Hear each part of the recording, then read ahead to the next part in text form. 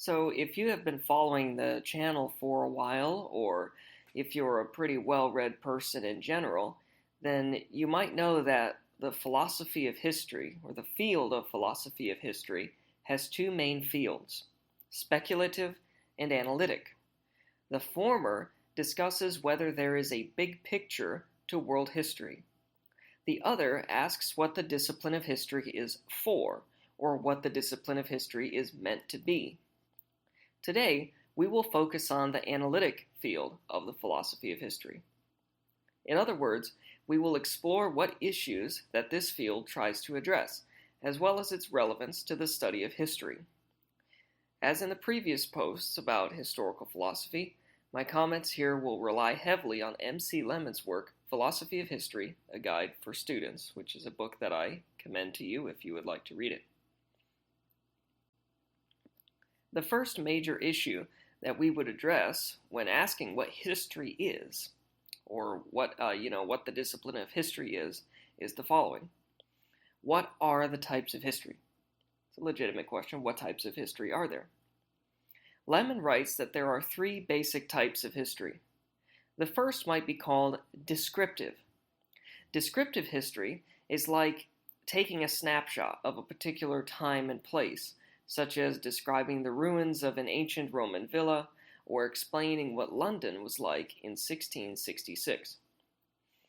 However, because this is a snapshot of the past, rather than describing change over time in the past, Lemon believes that this type of history is closer to antiquarianism rather than to true history. The second type of history is analytic history, which is not to be confused with the overall field of analytic philosophy of history that we're discussing now. But this type of history involves making generalizations from particular things in the past. An example of this would be comparing different medieval European courts to find commonalities between them. This more closely approaches the goal of true historical study or historical analysis more than the descriptive type. So the third type of history is famously known as narrative history. This is, essentially, to write history as a sequence of past events, linking them together like this. This happened, then that, as Lemon puts it. It is usually what people think of when they hear the word history, and it pretty much goes from, a string of sequences, A, then B, then C, and so on. Another issue in analytic philosophy of history is the epistemological status of history. In other words, how do we know what happened in the past? A historian's goal, after all, is to produce knowledge of the past, but we cannot access the past directly like we can the present world. In fields like the natural sciences, we can observe phenomena directly, but with the past, we must rely on what we can identify as the remains of the past, namely artifacts and documents, in order to produce historical knowledge.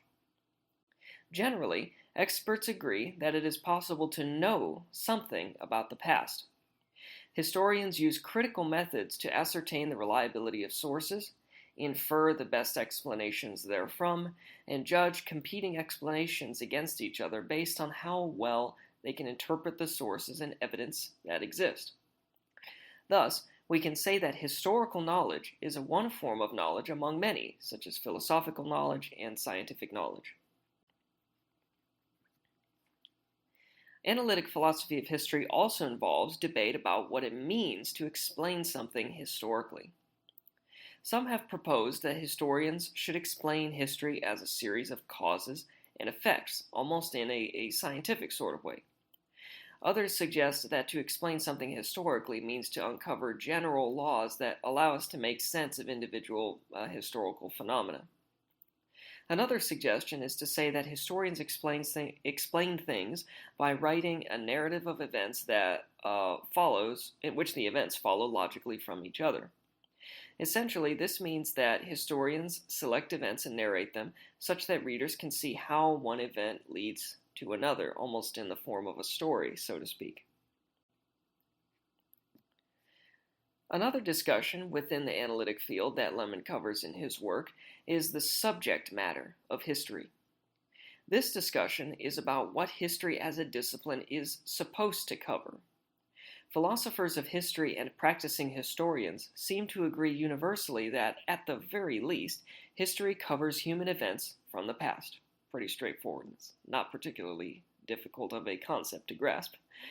Beyond that, though, most experts also agree that most fields falling within that category can also fall under the legitimate purview of history. So this is good news for people who want to study lots of diverse things in the past. Most of it would be considered legitimate history as long as it is constructed with the responsible methods that historians use.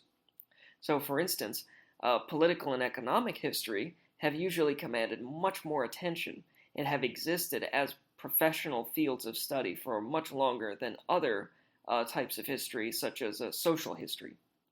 But new fields continually arise as historians turn their attention to them, such as women's history or sports history, or you name it, it's probably there. Probably someone has come up with a way to study it historically.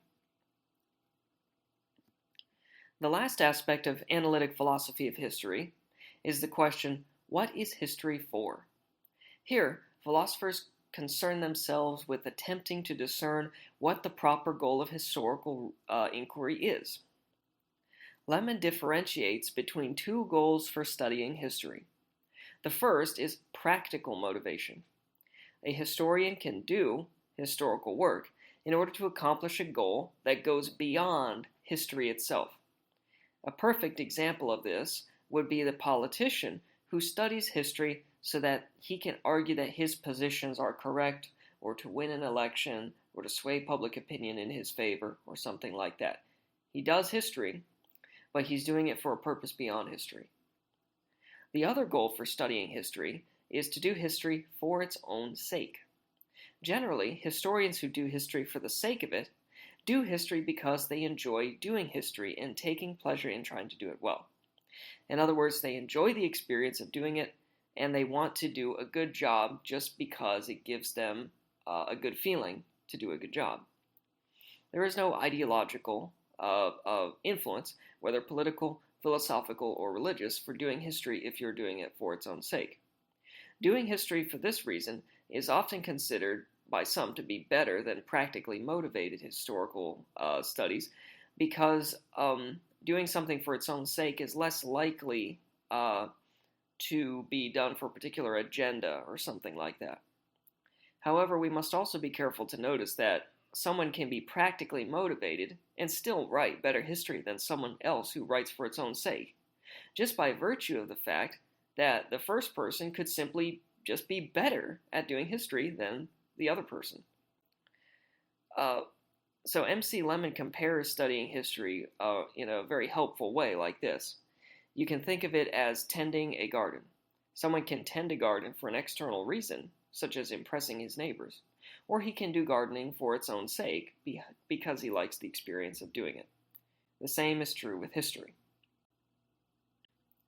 So that concludes our short discussion about analytic philosophy of history. My hope is that you have found it interesting. As always, I invite you to like, subscribe, and click the notification bell. You can contact me at jonathandreiner@gmail.com if you want to get in touch, and you can visit my website, jdreiner.com, to see all of the content in one place. You can also feel free to donate to the channel if you wish to support the educational content that I create. I want to wish you the best, and I will see you next time.